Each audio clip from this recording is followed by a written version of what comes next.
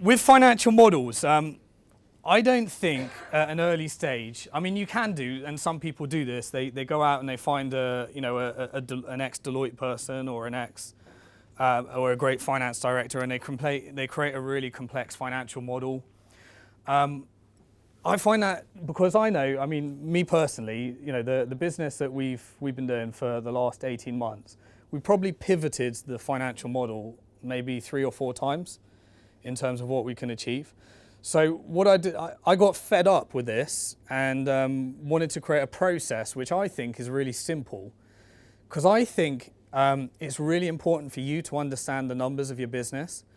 I don't think it's good to outsource the numbers. Even though you could find a finance director to come and do this for you and you can pay them some money, the point of it is that you actually work through the details, because I think if you understand the goals that you're working towards, I think you'll make a better business. And if you pay someone else to do that, then I don't think it's the right way of doing that. Now, because of that, we've got to make it pretty simple, because maybe we're not all financial engineers and spreadsheet geeks and stuff like that. So what I'd like to walk you through is a simple process that we followed, that we raised finance off this financial model. And although I'm a finance guy, I'm a finance geek, I'm really not into like the accounting and numbers bits and spreadsheet stuff. I still consider myself, not into that bit. So here's the process I recommend you follow. Firstly, what I want to do is make sure that you never say these things to investors.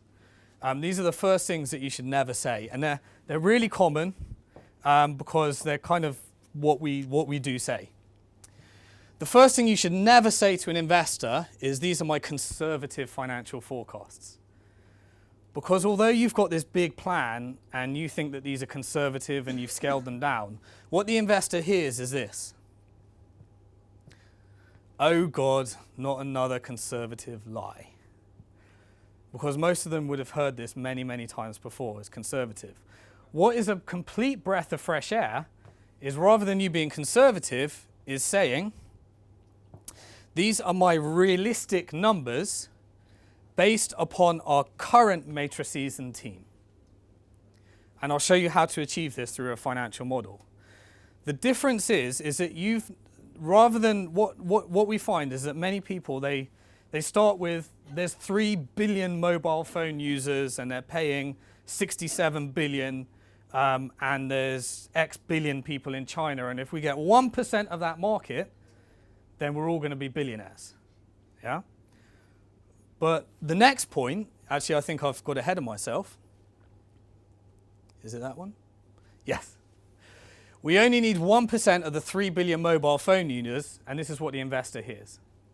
Wake up, do you know how much it costs to get 1% of the 3 billion mobile phone users? What you've done is you've followed what they call a top-down approach. Top-down means you start with the market and you assume that you can get a chunk of it. But the problem is that who says you can get a chunk of it?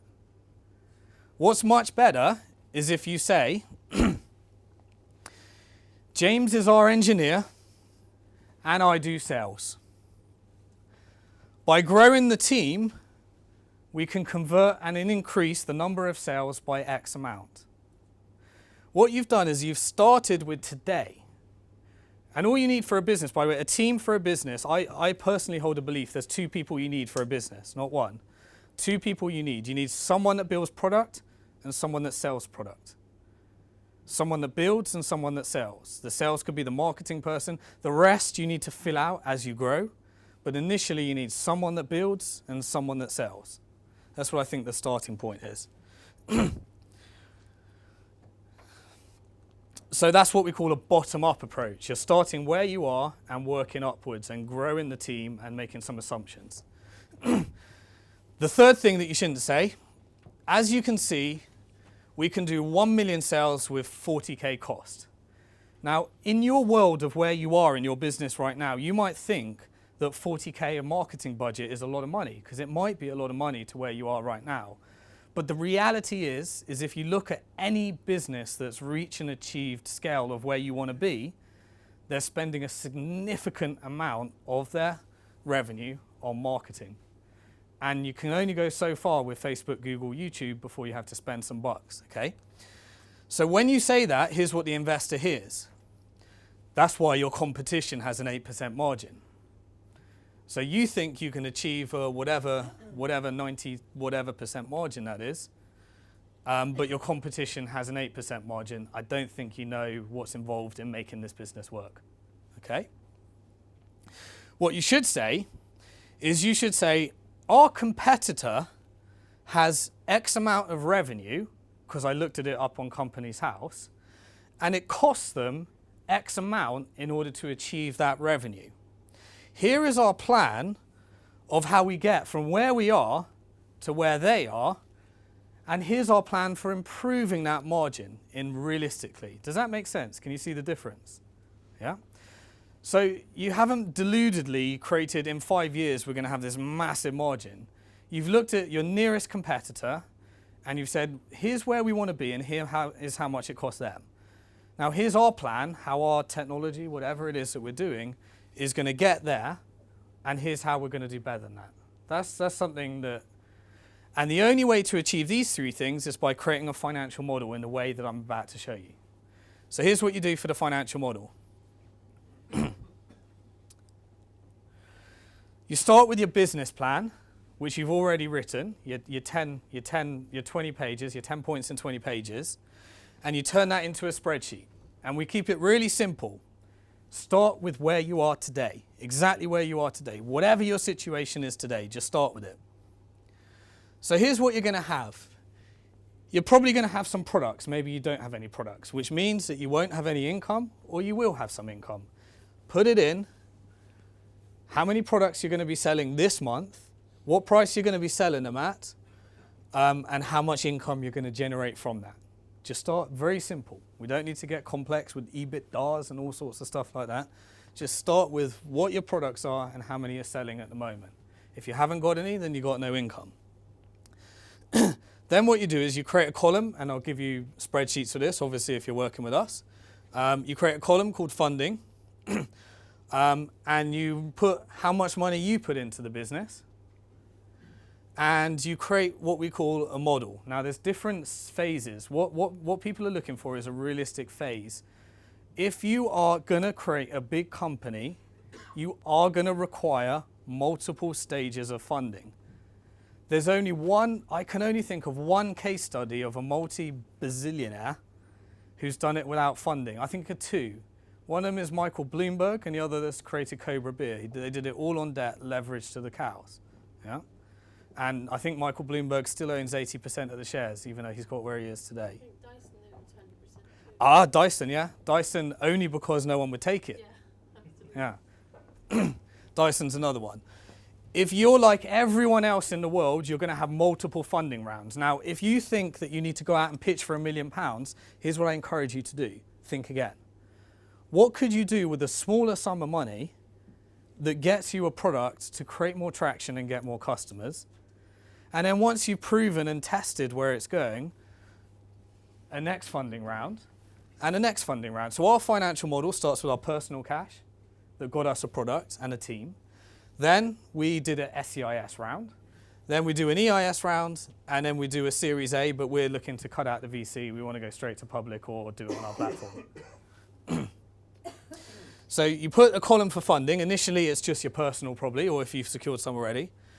Then you put your salaries. So you say me, James, Bliss, whoever's on your team. Put their name down and whatever you're paying. It might be zero. Yeah. You got your salaries, you got your funding, you got your products. Then just list your overhead. Now, this is quite simple. You just literally put how much am I paying on my GoDaddy account? How much am I paying to WordPress, whatever it is? How much am I paying on the phone? Just put it all down. And then you can see exactly what we call your monthly cash burn is today. You know how much you need to make or how much investment you need to secure this month. Okay? Just start with that. Keep it really simple.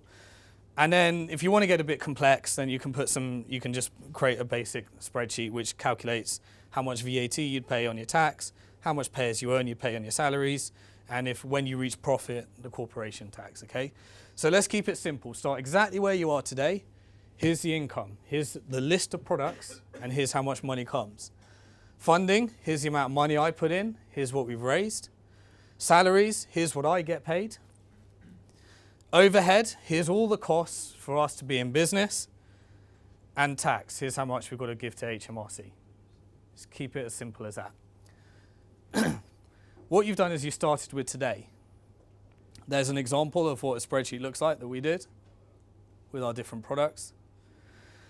Then you take today and you grow bottom up, not top down, not 1% of the 3 billion market.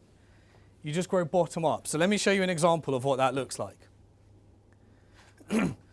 Let's say that you want to grow from your existing team, and this is how you might look on your cash flow. You could say next month, what we're going to do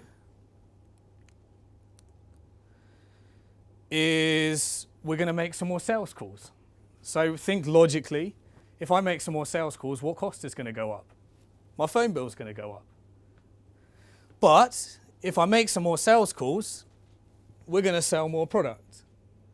And if we sell more products, our income's going to go up. And you just work through this example. Simple, keep it simple, and just work through it and figure it out in your head, because you've got to understand this stuff, where you're going. Another example. Let's say you decided that in order to increase sales, I'm going to hire someone in month 3. If I hire someone, then the total amount of overhead's going to increase because we're paying the wage. And therefore, the tax that we pay is going to increase. But hopefully, if you're hiring well, it might, if you're doing a sales function, increase the number of units you sell. Or it might be a development function, which is just going to increase the cost. And you want to see in 6 months that leads to some kind of improvement in where you're going. Just work through it, really keep it simple. Can everyone do this for their business right now? Could everyone do it? Go on, put your hand up if you can do it. If you can do it. Everyone can do that. You don't need to pay an FD in order to do that. Okay? Then what you do is you start with today, you grow bottom up, and then you simply fill in the gaps. So you simply say something like this. So you would say, in 6 months' time, we've taken this amount of income if we hit our targets. And that cost us a total overhead of this. So guess what? We need to raise that. And the reason we need to raise that is because at the moment, we've only got 50 grand left in the bank, and it's probably going to take us 4 months in order to raise it. So I'm not waiting till I need the money in order to raise it. Biggest mistake businesses make. If you need the money, too late. Think ahead, okay? So then you put the funding round, because what they're looking for in the financial model is, do you need this money? And does the financial model match the business plan? And does the business plan match the amount you're asking for? And can I see what the future looks like, just in case you're going to sell more shares, and that affects me as an investor in the future? So that you can say, I told you that we're doing a further round here. So don't get surprised that you're going to get diluted because we're doing a further round here. But our goal is to do that at double the valuation because we've made double the progress. So therefore, the real value is not going to be a decrease. Okay, we're looking at increasing value. Why? Because you're investing for exit. So we're looking to create maximum exit. Okay. So you fill in the gaps. And then finally, what you do is you just do a simple reality check. So the way that you reality check is you look out to the future, let's say year 3. And then in year 3, you look at the total amount of overhead you have and the total amount of income you produced. And then you log into Companies House and you check your nearest competitor. And if they're miles apart, there's probably something you don't know about what it takes to execute this business. And you want it to look something similar to what someone that's operating in your business looks like. You now have a completely realistic, well thought out plan. And each month you can look at that and say, oh shit, we're not doing that. Or here's the pivot, and you can update as you go. And I think you as the entrepreneur, you as the business owner, you want to understand that. You don't want to outsource that to the finance director. As your business grows, you get a finance director, it gets more complex. But just keep it simple to start with. And what you want to do is paint the story, if you're selling shares, towards an exit. Now, remember what I said earlier, is most people in their business plan, they read that you've got to put an exit in there, so they say, we're going to IPO or do a trade sale. Every business plan has that, or they don't have that if they haven't done any research. What you want to do is create some kind of target. And so here's what it looks like for us. Be very careful about this, because you don't want to, you're not promising this. See, the real challenge about investment is you're walking the tightrope between credibility and not mis-selling, or credibility and coming across as delusional. And it's a real tightrope. It's not so easy to get. You know, enthusiasm with not mis-selling and being realistic. You're trying to get that tightrope between. So here's what an exit looks like. What an exit looks like, here's where we come to the investment banking days. Sorry for the jargon. An exit essentially is the amount of revenue that you're going to produce in the year that you forecast you're going to exit. So if you forecast you're going to exit and sell in 10 years or 5 years or 3 years, take the revenue that you take on that time, and what tends to happen is you sell for what's called a multiple. A multiple is the number above revenue that you sell. So if you are taking £1 million and you sell for 3 million, then that's a multiple of 3, okay? So you're trying to look for that multiple to be realistic. And so what you're saying is you're setting yourself a target. And the target is, if you want to sell for $1 billion and you're creating the next Facebook or whatever it is, then have it be known that what you're saying to the investor is at the year of exit, we're forecasting in our financial model a 40 million turnover. Is that realistic for my type of business? Look at what the competitors are turning over. And that's going to be at a 25 multiple. To get $1 billion, you have to do 440 million in turnover at a 25 multiple. And you figure out, is that realistic? In order to get a 25 multiple, I can tell you right now, that's what your business plan is for. You're showing that you're going to create so much intellectual property and value that you're going to be able to sell for 25 times your turnover. And if your business plan doesn't match your exit, then you haven't created a realistic model of what they're actually doing. So this is, I know that it's pie in the sky, it's really hard to forecast, but this is the types of things that are going to make a difference in securing the funding.